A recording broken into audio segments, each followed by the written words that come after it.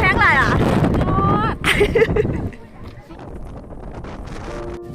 โคตรหนาวเลยตอนหนาว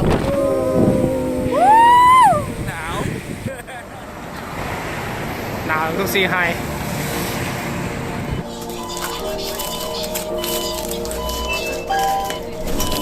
上车请主动投，开门请当心，下车请注意安全。 นี่สองคนมีแกล้งไปท่าแล้วอยู่สถานีรถไฟ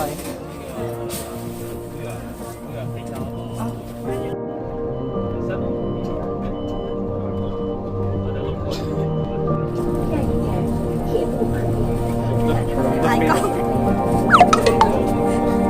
ถ่ายกล้อง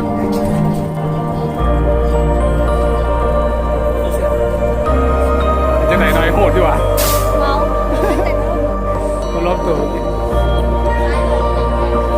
สาวน้ำประดับเลย แม็กกี้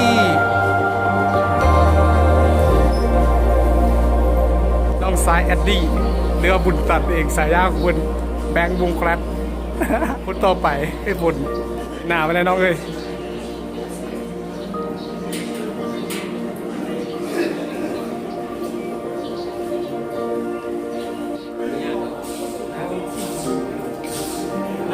อันที่เป็นอย่างนี้กินได้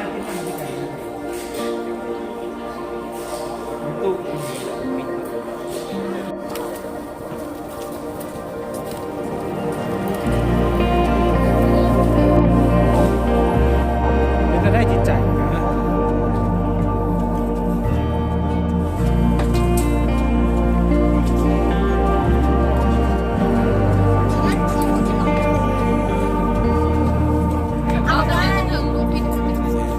วันนี้เบิร์ดวันนี้นะบอลละบอลนอนนี่เบิร์ดอันนี้ผู้แรกอันนี้ผู้ที่สองอันนี้สาระผู้ที่นะนี่ผู้มืดหันดำๆผู้ที่สามอันนี้นะนี่ผู้ที่สี่อันนี้ผู้ที่เอาผู้นี้เบิร์ดผู้นี้นะเบิร์ดอีต้นแล้ว ถ่ายรูปวันน้ำบอกเอาวันน้ำ ถ่ายรูปผู้สุดท้ายนี่ผู้เอาอย่าตั้งทรงลงขึ้นผู้นี้อันนี้เอาให้ผู้นี้อันนี้ผู้นี้ไม่ให้ผู้นี้อันนี้น้องสายอีกตัวหนึ่งเมียงนี่ด้ามาอุ้มลงเนี่ย เอาหัวซักลงก่อนเอาหัวซักลงก่อนเนี่ยบ่อุ้มเลย จมก้นกันเลย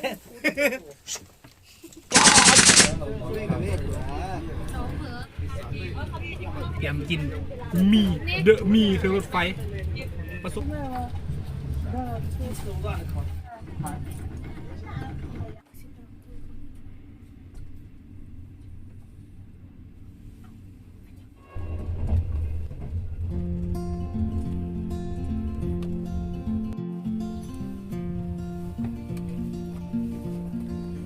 ตื่นแต่เช้าหนึ่งเข่าเป่าไฟ คนเร็ว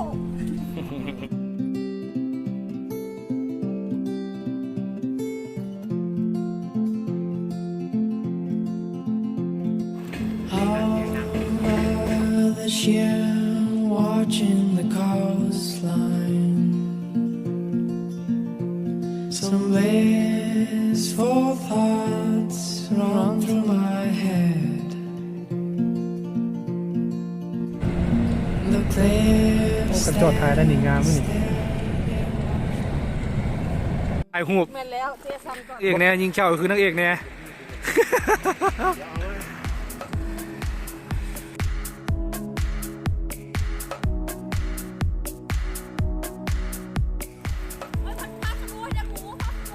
สโลว์บ่ได้ณปัจจุบันตอนนี้ก็มาฮอดแล้วเนาะภูเขาไฟสมองช้างปลายซ่านเราประวัติเดบจิอันนี้ก็ลืมมาจากเรื่องอะไรขึ้นตอนคืนแบบนี้มาชี้เราให้ฟังว่าอันไหนเป็นอะไรเนาะ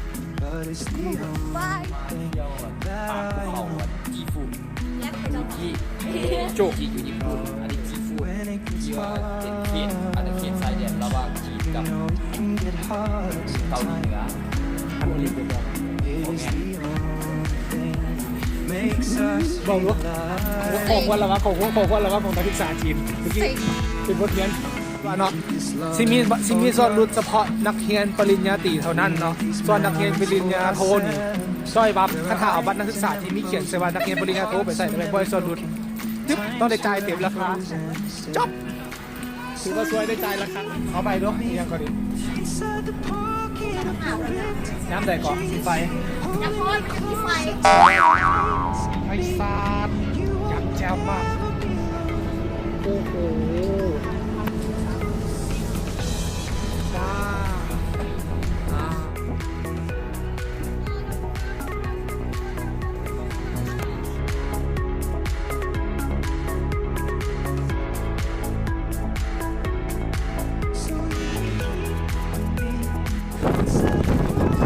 ตอนนี้มาถึงจุดสูงสุดของปากฟองภูเขาไฟเลยก็ได้หน่อยโอ้ยเหี้ยลง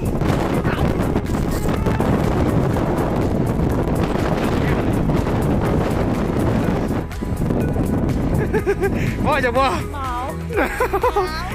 โอ้โห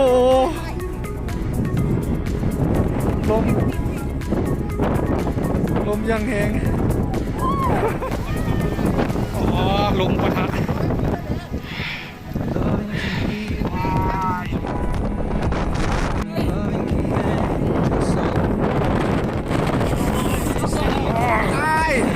หมดหลังของยอดแล้วก็ของภูเขาไฟ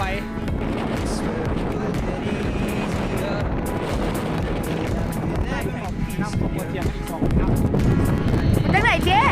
ลมแห้งไรอ่ะพอกันเหรอพี่เอาทุกคนเด้อ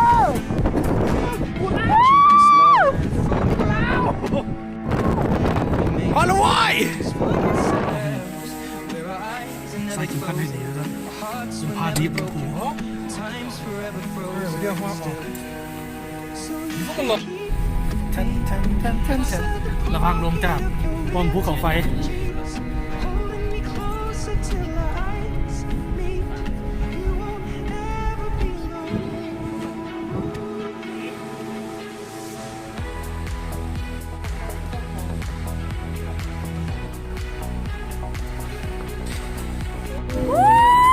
หนาว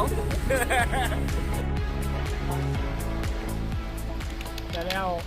ทีมวันนี้ก็ใกล้ที่สุดแล้วตัวนี้เป็นตัวบอลแรงที่2จากปองภูเขาไฟที่เขาลงมาเป็นน้ำตกขนาดค่อนข้างที่จะใหญ่เลยของภูเขาไฟของตีนใกล้ๆแถวตีนภูเขาไฟของทาง น้ำต ไฟ ก ซา นี้มันไหลมาจากแล้วเหรอ ประมาณนั่นแหละแล้วมาจากปองภูเขาไฟของภูเขาไฟช้างปลายซาน ไฟชันเรียนภาษาจีนวันละค อาชีพของเขากับ ำใกล้ ใกล้ชิดจบลงแล้วเนาะ ยังเหลืออีกวันหนึ่ง เหลืออีกคนหนึ่งเดี๋ยว ที่ได้ไปมูยันเวลามูพอยันเวลามูพอมูเจ้หน่อยพาเที่ยวเจ้หน่อยสาวเล้า มาซักหลายได้ เจ้หน่อยสาวเล้าพร้อมบวกจ้าหน่อยสาวเล้าพร้อมบวกลูกน่าจะเป็นกาลเกตเป็นได้เพียงแต่กาลบุญ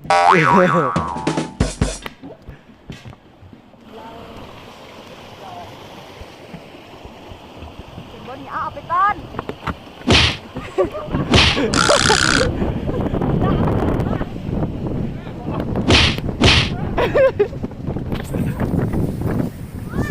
สุดยอดความดื้อยังฮะ นักเกียรติช่วยดิ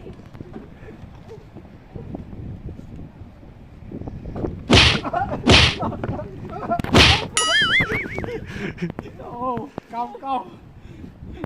แรงวัดเดี๋ยวให้บุษบาทดีต่อปะเปิดดีโอ้โหแล้วตอนนี้เขามาฮอดบอลจุดคลายแม็กของคลายแม็กแปลว่าอย่างวะจุดสำคัญจุดที่2เป็นบ่อน้ำอุ่นบวกกับน้ำตกแต่ว่าน้ำตกอยู่ไกลๆนู่นเดี๋ยวพาไปเบิ่งแต่ตอนนี้ให้เบิ่งน้ำอุ่นก่อนข้างหลังนี่มาถึงน้ำอุ่นแต่น้ำตกนี้คือต้องย่างไกลบรรดาคณะเขาก็เริ่มออนล่าละหัวใกล้จะบนละ Think I'm about to lose my mind. joy. You can feel it too.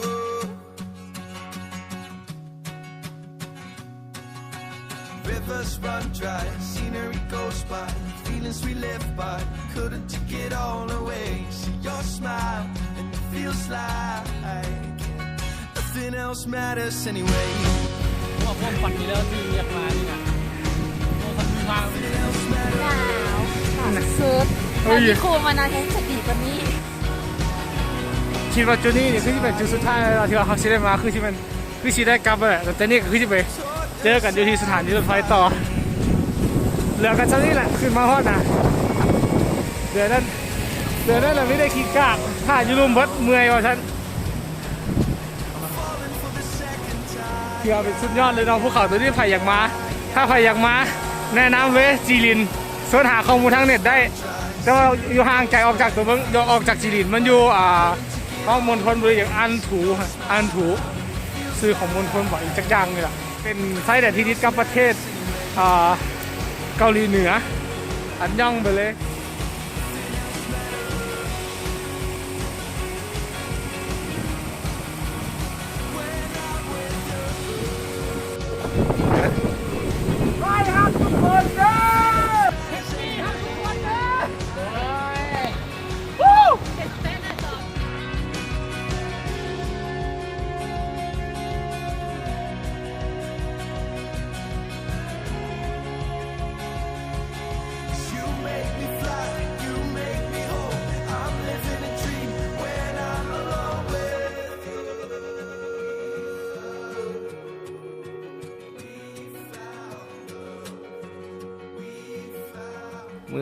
มือกินต้มมีเหรอ มันจะต้องมีอยู่ห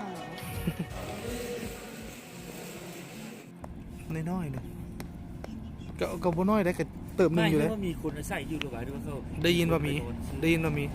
มีคนอยู่ฮะ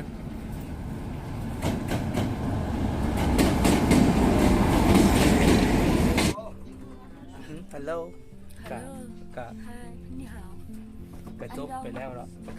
สำหรับทริปนี้เนาะทริปภูเขาไฟช้างปลายสานมาทางภูเขาไฟช้างปลายสานเห็นภาษาจีนโดยพันภาษาของท่านเห็นภาษาจีนมาแล้วครับแต่เมื่อนี้ก็ถือว่าประทับใจหลายเราที่ว่าได้มาที่ช้างปลายสานเนาะถือว่าคุ้มเพื่อมันมีบน เที่ยวได้ของสาม บ่มีก็ว่ามื้อนึงเดี๋ยวมื้อนี้เขาได้ไปไสแหน่เจ้ไล่สรุปรวมๆให้เพิ่น ไปเข้าไปเกาบ่อน้ำสวรรค์แล้วก็ ดังๆเลยจู้ บ่อน้ำสวรรค์ บ่อน้ำสวรรค์ เข้าไปเกา ไฟเก่า บ่อน้ำอุ่น บ่อน้ำอุ่น น้ำตก ตก โตแล้วก็อย่างอีกก็พวกเจ้าเบิดเนาะประกาศสำคัญกับพีมาแรกของปี สัมผัสกับหิมะแรกของปีน้องทุกคนลองคิดภาพเบิ่งนะว่าถ้าเฮากรณีว่าเฮายืนอยู่ทั้งลุ่มของเฮายืนอยู่ตีนภูเนาะเฮายืนอยู่ตีนภูเขาไฟแล้วก็มีเฮามีเห็นเป็นบ่อน้ำอุ่นแล้วก็มีอายน้ำทางขึ้นมาแล้วเฮาสามารถแนมมันขึ้นเทิงภูที่ว่าสูงเสียดฟ้าแล้วเห็นหิมะอยู่ถึงจอมภูได้หลายผมรู้สึกว่าสิเป็นจังไดแบบเป็นอย่างที่ประทับใจหลาย รู้สึกหนาว ขอเราอย่างแบบที่ขอเราอย่างที่เป็นสิ่งที่ว่าแบบประทับใจแบบที่ว่าคนทั่วไปนะว่าคนโมมีตัวมีมาบ่ได้เพราะว่าเคยฟังหมู่ว่าสถานที่นี้นะหมู่มาถึง3 เดือนแล้วแต่บอกมาแล้วบ่สามารถเบิ่งปองภูเขาไฟได้เนาะสถานที่นี้แบบจะว่าจังได๋วะมีเงินถึงมาได้แต่กับบ่ได้นอนว่าสิได้เห็นปองภูเขาไฟแล้วก็ยังบอกบ่มีเงินก็มาบ่ได้ก็คือสิแม่นหรือมีเงินคือสิเป็นมาบ่ได้เลยเนาะแม่น บางทีมาคุณผู้โชคดีค่ะเบิ่งบ่เห็นเพราะว่าหมอกมันจะบังไปเบิด เพราะว่าสถานที่เฮามานี่นะทางไปศาลปองภูเขาไฟตัวนี้เนาะเพราะว่าในเขตตัวนี้นี่คือว่าในทั่วทั้งปีของนั้นของส่วนหลายของทุกฤดูมันสิมีอย่างแบบเมฆหมอกเนาะบางปองภูเขาไฟได้ที่เขาสามารถขึ้นไปแต่เขาก็บ่สามารถเห็นอย่างได้มันบางเบิดปองภูเขาไฟนะเขาแนมเห็นจุดชมวิวของมันบ่ได้คือ มาก็คือเสียเที่ยวแต่ว่าสุดที่เขามาแล้วมันบ่มีเป็นฟ้าเปิดให้เขาเป็นโซกนี่ที่ว่าเขาไปถามคนที่ว่าเขาพูดจักเราไปถามพวกที่ว่าขับรถเขาเจ้าตอบว่าปีหนึ่ง365มื้อมีเพียงแต่100มื้อเท่านั้นที่ว่าฟ้ามันเปิดให้ประมาณ100มื้ออันเดียวฟ้ามันเปิดให้เบิ่งอย่าง ยังเห็น ให้เบิ่งเห็นปองภูเขาไฟอะไรเธอปองภูเขาไฟปองภูเขาไฟ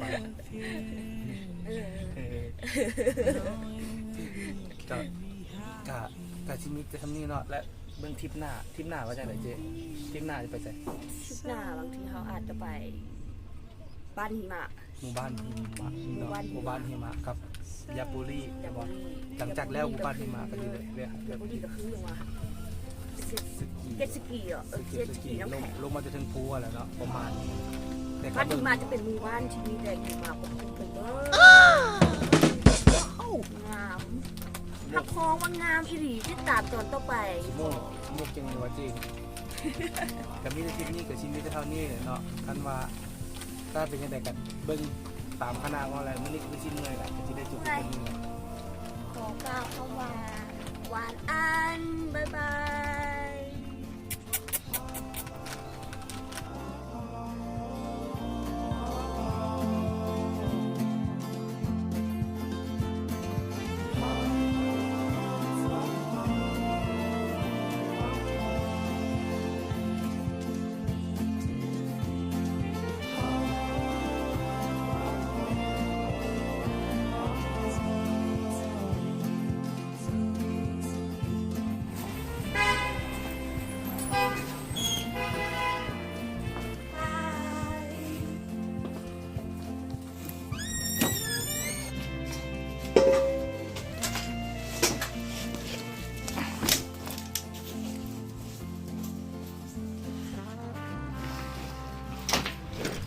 อ้า